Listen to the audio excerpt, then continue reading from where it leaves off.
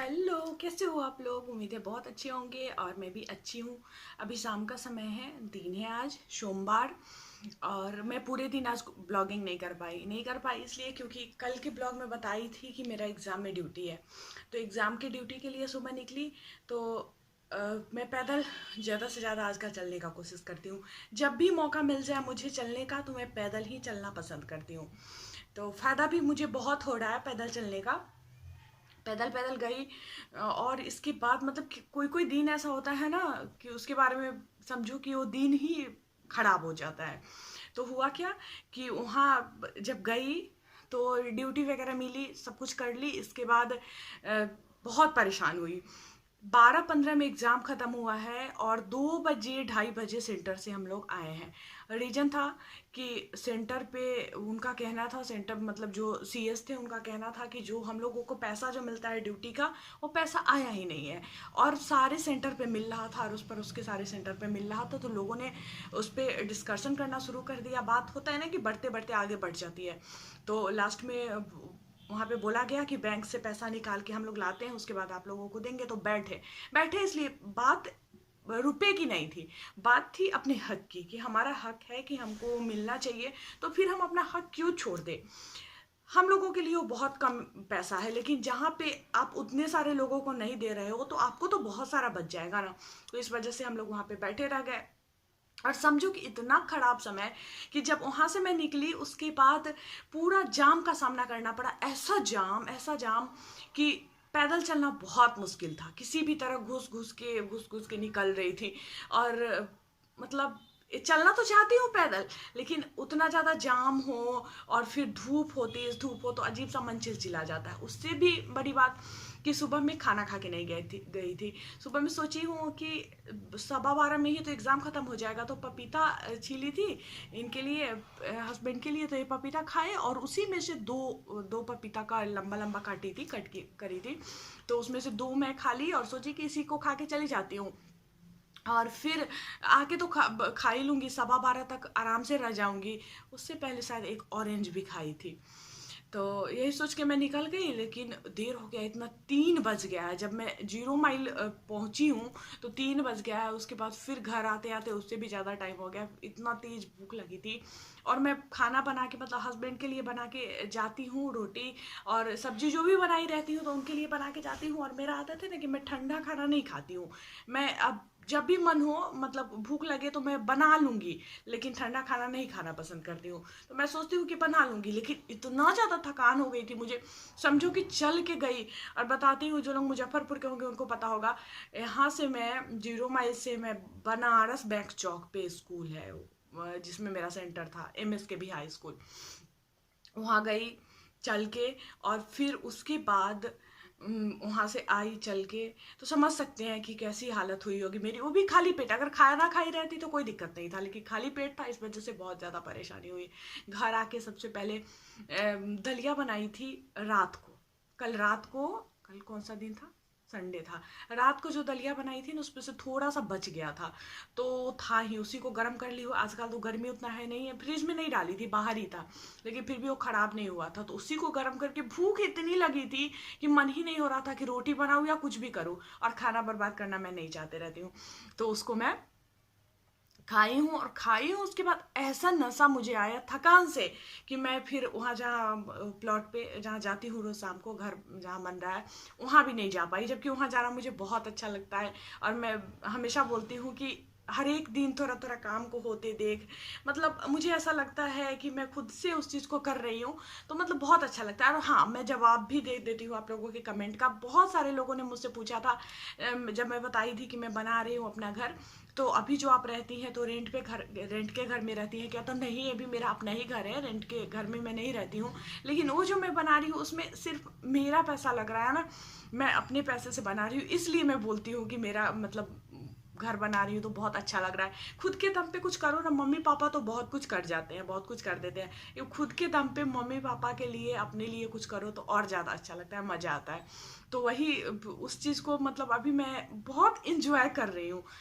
मतलब आपको लग रहा होगा मेरी खुशी से ही मैं जैसे बताती हूँ, बोलती हूँ, खुशी से ही कि मैं उसको एंजॉय कर रही हूँ, और अंदर से बहुत आत्मविश्वास रहता है कि ये काम मैं कर रही हूँ, ये काम मैं कर सकती हूँ, और अंदर से ऐसा होगा कि मैं कुछ भी कर सकती हूँ। तो बहुत अच्छा फील होता है, बता नहीं सकती कितना अच्छा फील होता है। तो इसलिए मैं बोली थी कि मैं अपना घर बना रही हूँ। ये भी घर मेरा ही है, किराए का घर नहीं है। तो उम्मीद है आप लोगों को जवाब मिल रहा होगा। मेरा सब्जी भी बन रहा है, जैसे कि हर रोज़ मैं करती हूँ कि खाना भी मेरा बनते रहता है और बात भी करते रहती हूँ, इधर उधर कोई काम भी करते रहती हूँ। तो वही काम मैं अभी भी कर रही हूँ। और हाँ, एक और बात जो मैं आप लोगों को बताने वाली थी, शायद नहीं बताई, मैं बोली थी आप लोगों को वही जो ज़मीन के बारे में। जो ज़मीन मैं खरीदी हूँ तो उसमें मुझे बहुत परेशानी का सामना करना पड़ा था। लास्ट डे जिस दिन रजिस्ट्री हुआ उस दिन तो परेशानी का सामना क्या करना पड़ा कि मतलब जिससे वो ले रही थी, ज़मीन ले रही थी, तो एक तो कितना मुश्किल होता है खरीदना, समझ ही रहे हो। हम लोगों के उम्र के लोगों के लिए, क्योंकि बहुत कम दिनों का जॉब है, तो पैसे तो है नहीं। उससे पहले भी एक खरीद रखी थी, फिर घर भी बन रहा है और फिर वो ले ली। तो ऐसा हुआ था कि बताई थी मैं कि 200 रुपया बचा था पर्स में, ऐसी स्थिति हो गई थी। उसके पीछे कारण था जमीन वाले ने, मतलब उसको जमीन वाले ने क्या, जो उसको बेचवाते हैं उन्होंने, अगर उसको कह सकते हो कि ब्लैकमेल करना, इस तरह का हुआ था हम लोगों के साथ। मतलब धोखा कह सकते हो कि उन लोगों ने क्या बोला लास्ट टाइम, मतलब जो जिस पे बात हुई थी कि जितने पैसे पे बात हुई थी उससे 10,000 एक्स्ट्रा उन लोगों ने उन दिन मांगा जिस दिन रजिस्ट्री होनी है। जो रजिस्ट्री के लिए जा रही हूँ और बोला जा रहा है कि 10,000 और दीजिए, नहीं तो फिर जो ज़मीन वाला है वो रजिस्ट्री नहीं करेगा। जबकि ऐसा कुछ नहीं था। ज़मीन वाले से पूछने के बाद मतलब पता चला कि ऐसी कोई बात नहीं थी। पता नहीं क्यों, मतलब इस तरह का धोखा होता है कभी कभी लोगों के साथ। मुझे बहुत बुरा लगा, मतलब बहुत बुरा। हम लोग किसी का 5 रुपया भी अगर गलती से किसी का हम लोगों के पास आ जाता है तो वो चीज़ अंदर से कचोटते रहता है कि कैसे उसका 5 रुपया मेरे पास आ गया। उसको मतलब अजीब सा खुद में ना गलानी टाइप का फील होने लगता है। और लोगों को इतना इतना किसी को कर लेना, लूट लेना कह सकते हो, और फिर भी लोग ऐसा करके खुश होते हैं। और पता नहीं गलत तरीके से कमाया हुआ जो धन होता है कैसे उसमें संतुष्टि मिलती होगी।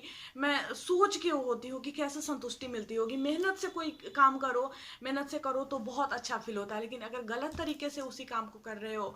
और खैर हम लोगों ने दे दिया, क्योंकि अगर नहीं देती तो फिर रजिस्ट्री नहीं होता, तो इस वजह से दे दी और काम हो गया। लेकिन बहुत बुरा लगा। उसके अलावा 2,000 फाइन भी लगवा दिया गया।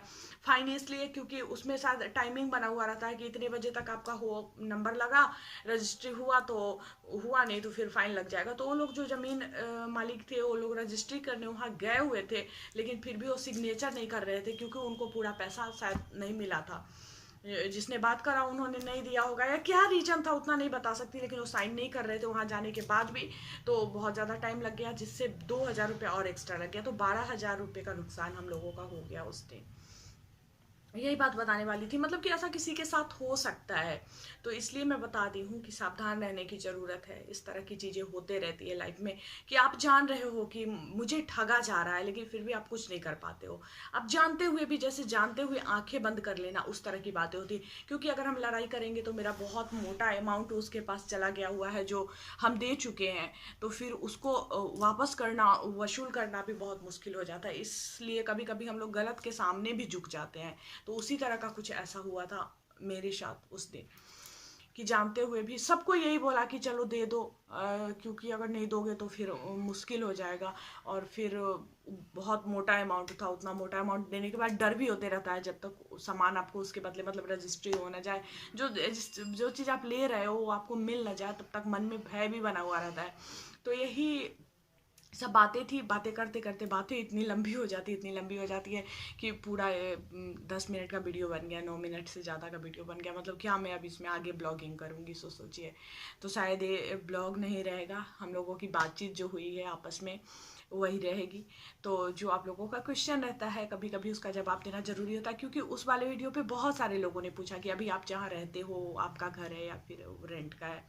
तो उम्मीद है कि आप लोगों को जवाब मिल गया होगा।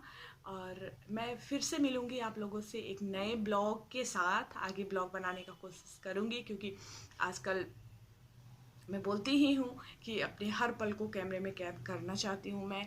और मुझे बहुत अच्छा लगता है जब मैं पुराना वीडियो देखती हूँ। जैसे अभी मैं देखिए, अभी मैं वेट कम करने पे लगी हुई हूँ। तो वेट कम करने पे लगी हुई हूँ तो मैं पहले वाला वीडियो देखती हूँ ना अपना, तो पहले वाले वीडियो में खुद को देखती हूँ तो मुझे महसूस होता है कि हाँ मेरा कम हुआ है। हालांकि वजन करने पे भी वो चीज़ पता है मुझे, लेकिन फिर भी देखने के बाद भी मुझे महसूस होता है। पिछले साल होली का मैं वीडियो देख रही थी तो उस समय बहुत ज़्यादा मतलब हेल्दी लग रही थी। और मेरा मिशन है इस वेट को, जो मेरा वेट है इसको 55 kg कर लेना। हालांकि मेरा हाइट जो है 5'5" है, 5'5" है मेरा हाइट। तो उस हिसाब से मेरा वेट बहुत ज़्यादा नहीं है। अभी अभी जो मेरा वेट है उसको बहुत ज़्यादा नहीं है, लेकिन फिर भी मैं इसको 55 तक लाना चाहती हूँ। क्योंकि जो कुछ कपड़े ऐसे हैं जो मैं नहीं पहन पा रही हूँ अभी, जो जिस तरह का कपड़ा मुझे पहनने का मन होते रहता है लेकिन हेल्दी बॉडी होने के कारण उसको नहीं पहन रही हूँ, तो वो सब भी मैं पहन पाऊँ और उसको भी इंजॉय कर पाऊँ। तो चलिए मैं मिलती हूँ फिर आप लोगों से नेक्स्ट ब्लॉग में, तब तक के लिए बाय बाय।